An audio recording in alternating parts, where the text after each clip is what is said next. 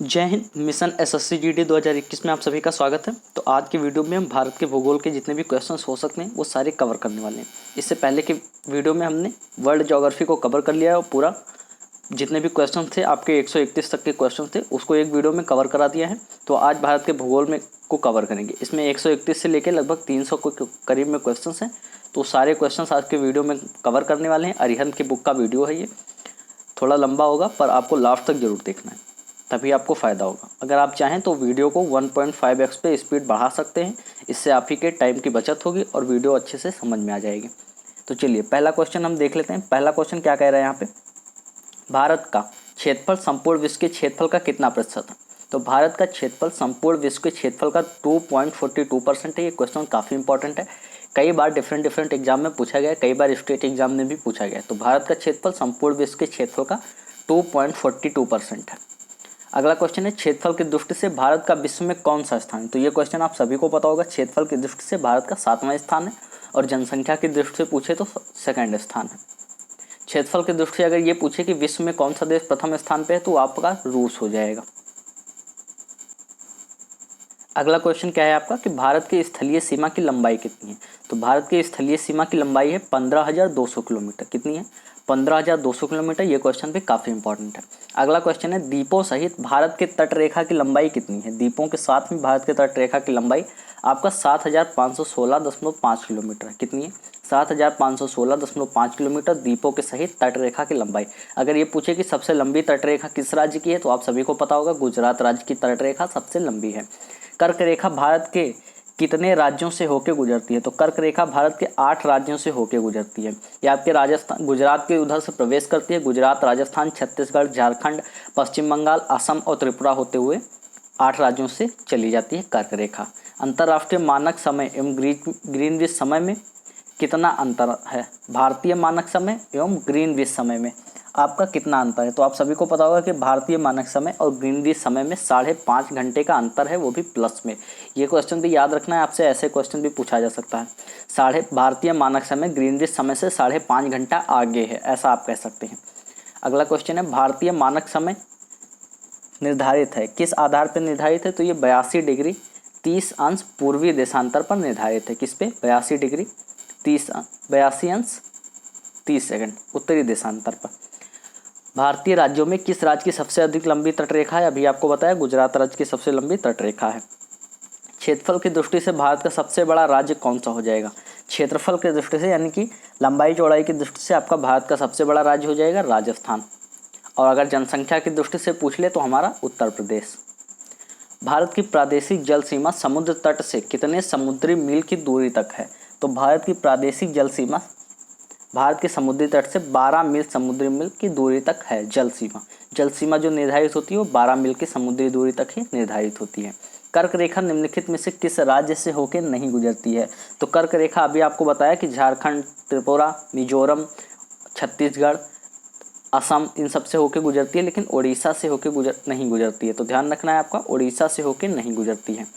बाकी ये गुजरात, राजस्थान से भी होकर गुजरती है। भारत का दक्षिणतम स्थान इंदिरा पॉइंट कहाँ स्थित है। तो भारत का दक्षिणतम स्थान इंदिरा पॉइंट आपके अंडमान निकोबार द्वीप समूह में स्थित है, इंदिरा पॉइंट। और अगर पूछे कि भारत का सबसे उत्तरी पॉइंट कौन सा है तो है इंदिरा कॉल। अगला क्वेश्चन है, डंकन पास कहाँ अवस्थित है। डंकन पास आपको बताना है। डंकन पास देखिए भारत से ही संबंधित है। तो डंकन पास आपका स्थित है दक्षिणी अंडमान एवं छोटा अंडमान में। कहाँ अवस्थित है? दक्षिणी अंडमान, छोटा अंडमान में आपका डंकन पास अवस्थित है। लक्षद्वीप समूह के द्वीपों की उत्पत्ति निम्नलिखित में से किस प्रकार से हुई है। तो लक्षद्वीप जो है वो प्रवाल भित्ति से बने हुए हैं। ये क्वेश्चन आपको याद रखने की, प्रवाल भित्ति से लक्षद्वीप आपके बने हुए हैं। अगला क्वेश्चन है, भारतीय क्षेत्र में स्थित 2 ज्वालामुखी द्वीप कौन से हैं। तो बैरन एवं नारकोंडम, ये दोनों ज्वालामुखी आपके भारतीय क्षेत्र में स्थित हैं। अगला क्वेश्चन है, किस भारतीय राज्य की सीमा सर्वाधिक राज्यों की सीमा को स्पर्श करती है। तो किस भारतीय राज्य की सीमा हो जाएगी? ये हो जाएगी आपके उत्तर प्रदेश की।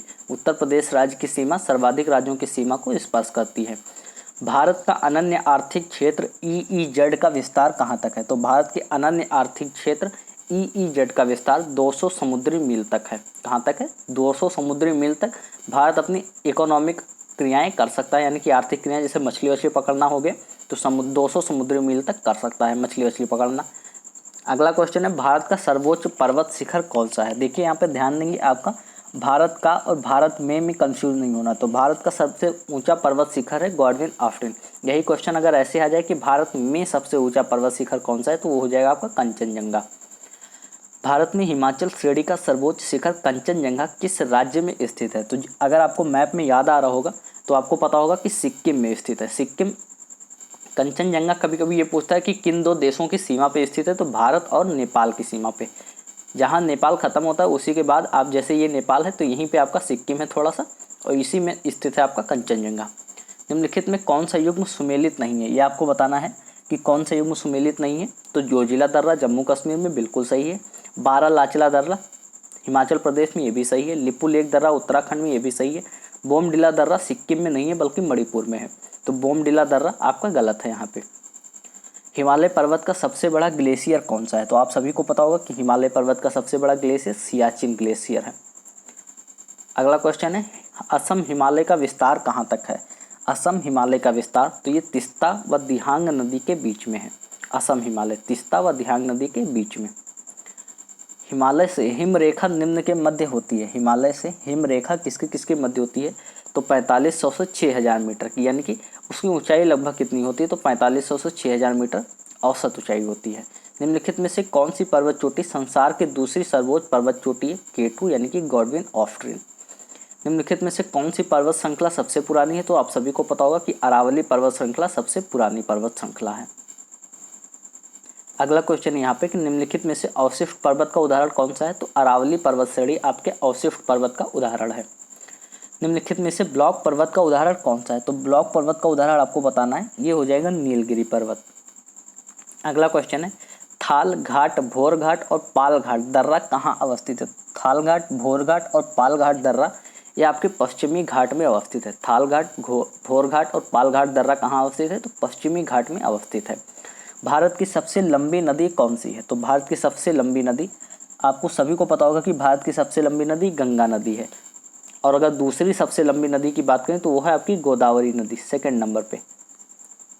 अगला क्वेश्चन है अलकनंदा एवं भागीरथी नदियाँ किस स्थान पर आपस में मिलकर गंगा नदी का नाम पाती हैं, तो ये पाती हैं आपके देवप्रयाग में। अलकनंदा और भागीरथी नदियाँ देवप्रयाग में मिल जाती हैं, तो यहीं से गंगा नदी का उद्गम होता है।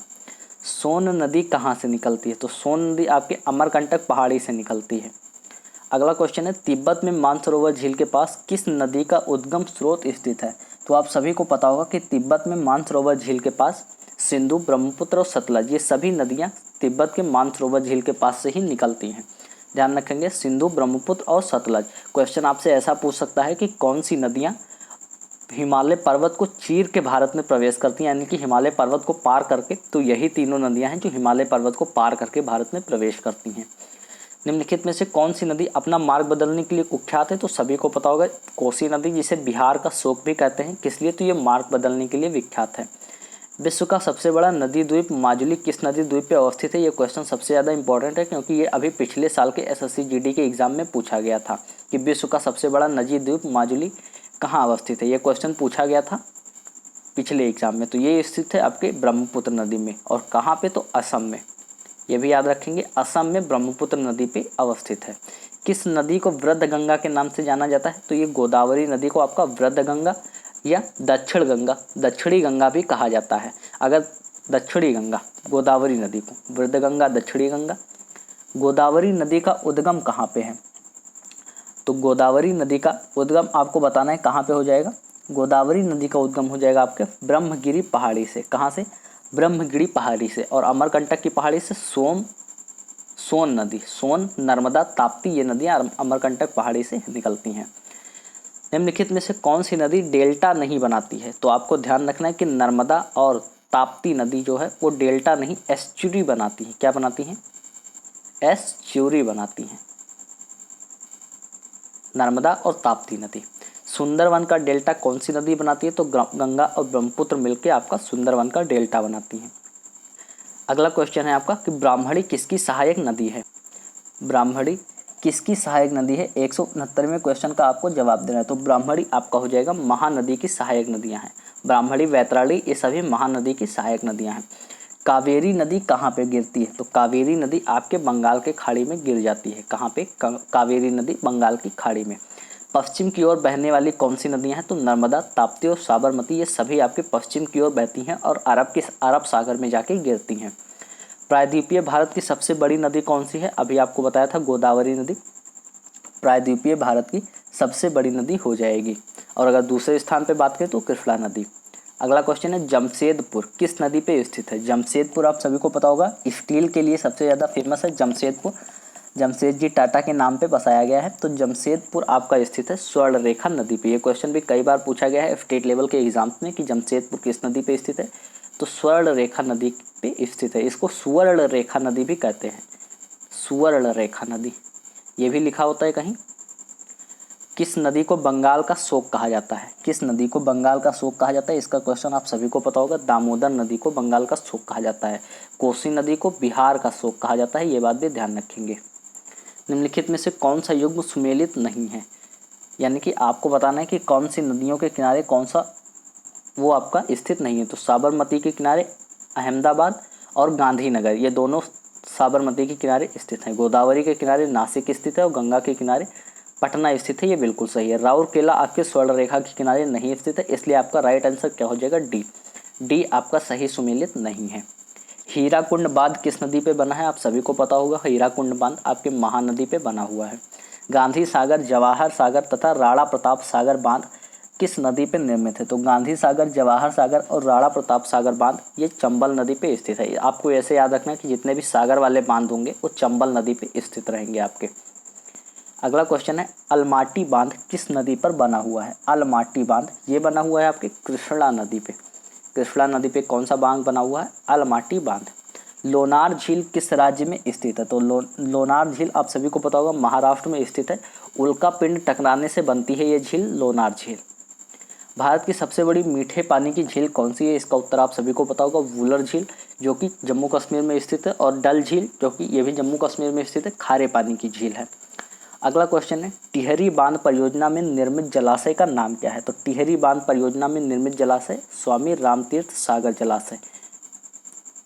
अगला क्वेश्चन आपका काफ़ी इंपॉर्टेंट है, सरदार सरोवर परियोजना किस नदी पे बनाई गई है? तो सरदार सरोवर परियोजना आपका बनाई गई है नर्मदा नदी पे। ये क्वेश्चन आपका काफ़ी इंपॉर्टेंट है, याद रखेंगे कि सरदार सरोवर परियोजना आपकी नर्मदा नदी पे बनी हुई है। सरदार सरोवर परियोजना नर्मदा नदी पे, याद रखेंगे। बगलिहार जल विद्युत परियोजना की स्थापना किस नदी पर की जा रही है? बगलिहार जल विद्युत परियोजना की स्थापना चिनाब नदी पे की जा रही है। बगलिहार जल विद्युत परियोजना की स्थापना चिनाब नदी पे।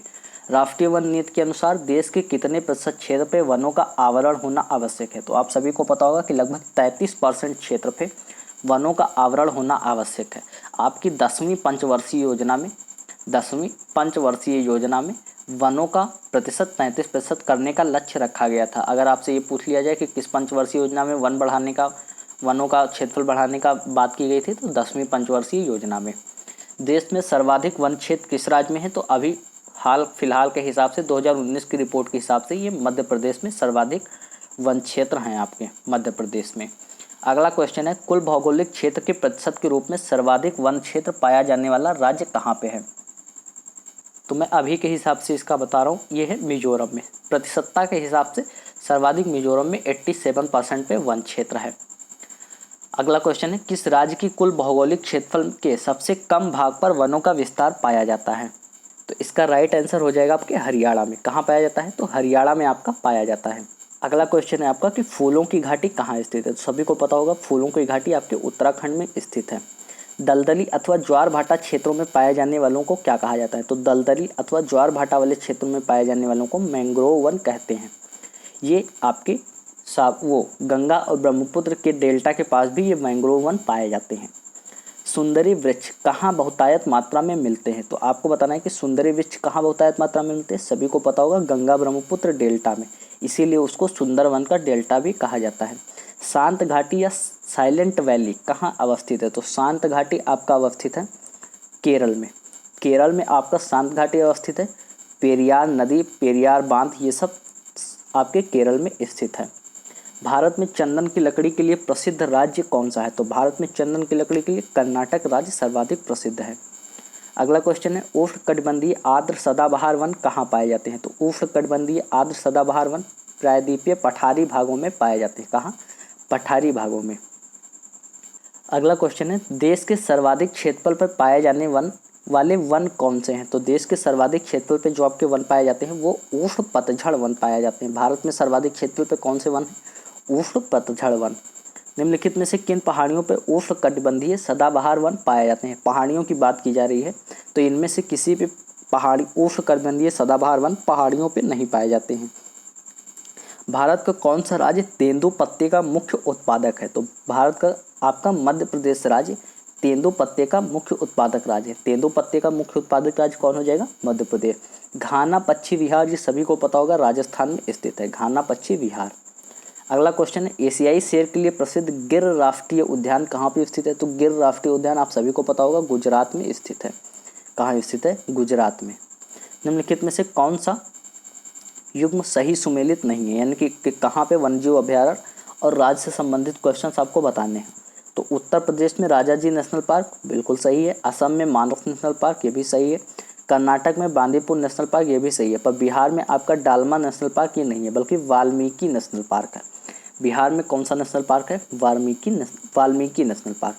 अगला क्वेश्चन है भारतीय गैंडे कहाँ पाए जाते हैं? भारतीय गैंडे कहाँ पाए जाते हैं? तो काजीरंगा राष्ट्रीय उद्यान में आपके भारतीय गैंडे पाए जाते हैं।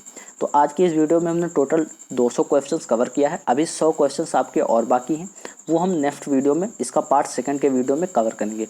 अगर आप यहाँ तक वीडियो देख रहे हैं तो बहुत बहुत धन्यवाद। वीडियो को लाइक शेयर सब्सक्राइब जरूर कर दीजिए और चैनल पर जाके एक बार प्लेलिस्ट जरूर चेक कीजिए। चलिए मिलते हैं अगले वीडियो में, तब तक के लिए जय हिंद जय भारत। तैयारी करते रहिए।